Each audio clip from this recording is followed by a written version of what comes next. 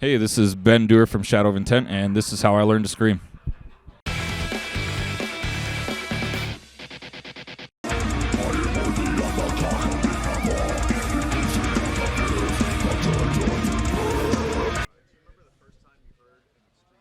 Do I remember the first time? I think I must have been about 8 years old, and it had to have been Headbangers Ball, Lamb of God, probably Laid to Rest music video.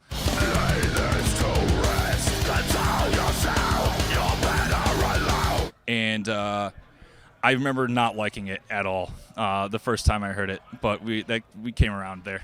I never heard anything even close to it in my life. My dad put on the TV and it came on, and I was kind of like, whoa, this is crazy. I'm never going to listen to this again. And like a year later, I ended up liking it.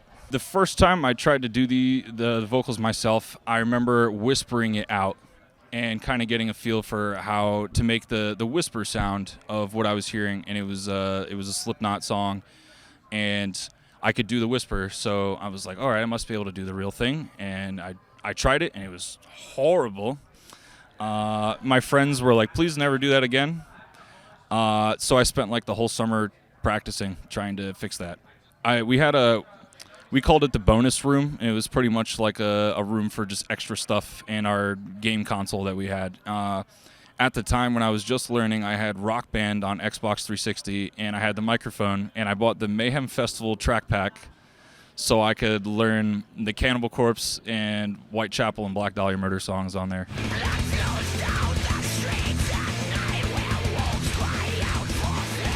And that's like kind of how I started. I didn't record myself for the first time until like 2 or 3 years into doing it, when I learned that Audacity was a thing. And I used the Rock Band USB mic in my computer and recorded some Bloodbath vocal covers. And that was my first recording.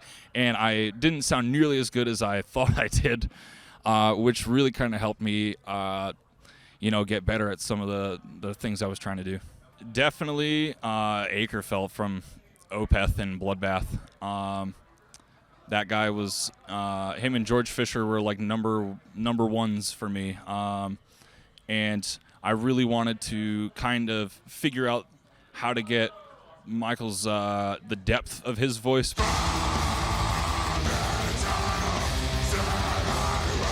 but still have like the same rapid fire delivery that George did.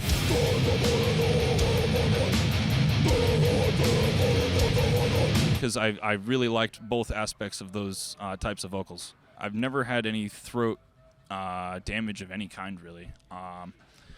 Nor have I lost my voice from doing vocals. I guess I'm doing it right or got lucky or something, The vocals that gave me the most difficulty were definitely the high shrieks.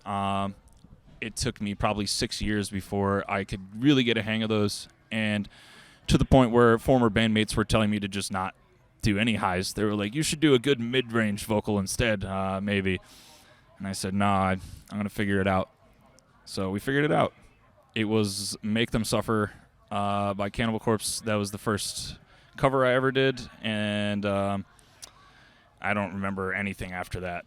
So I think that enunciation is super important. I mean, I've been listening to this kind of stuff like a madman for years, and stuff where I can't tell what the vocalist is saying just it doesn't hit me as hard as when you can understand it. And I think a well-enunciated, distorted vocal is really the goal of mine. My parents had no comment for a while. I think they were just like, what is this kid doing upstairs? And they ended up being really supportive. And my mom will go to my shows now and tell everyone in line she's my mom. I think doing this is just never do that. I see a lot of people hold it by the grill, like the bottom of the grill. That's how I hold it myself. That's just how I learned to do it. But I did this for a while too, and I kind of got to play with the sonic differences a little bit and kind of choose which one I was more comfortable with. And I think that this is totally fine. Just don't do this. I like having my hand closer to my face. It gives me some kind of extra diaphragm control, I guess you could say. Some people will see me kind of writhe a lot, and that's what I have to do to kind of just keep holding out whatever I'm doing. I'm fighting the lack of oxygen.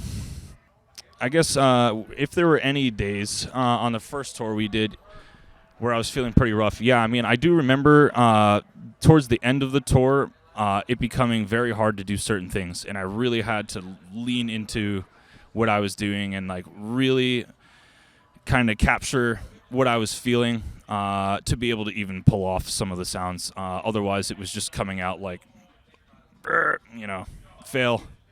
Breath control on stage, for me, it took a long time to master. But I think for me, if I don't headbang too much, I can pretty much do whatever. I can continue to walk side to side. I can move around freely and comfortably. As soon as I start headbanging, though, I get winded, and then it's hard to catch back up. And with some of our songs, there's just no room to do that. Like our song Intensified Genocide, you have to breathe at every spot, or just the way I sing it, you can't pull it off.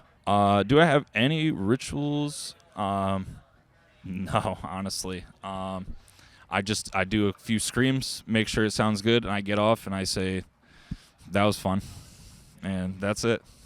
You should never smoke before going up. I think that's one of the worst things you could do for your voice as a vocalist, not just for sonic reasons, but also health reasons. It dries you out. You run the risk of further dehydration and other problems as well. And I just can't do it. I avoid that. There was one show I smoked before in my old band, and Tom Barber from Chelsea Grin, he and I did this, and it was my first time doing that, and I told him I didn't know how I felt about it, and I hated it. Worst experience ever, and I'll never do that again. I lost everything. Lack of power, lack of range, everything wasn't coming out how it was supposed to sound, and just the energy of being in the show was not there. It felt like I was in my bedroom doing it by myself. It just was not the vibe.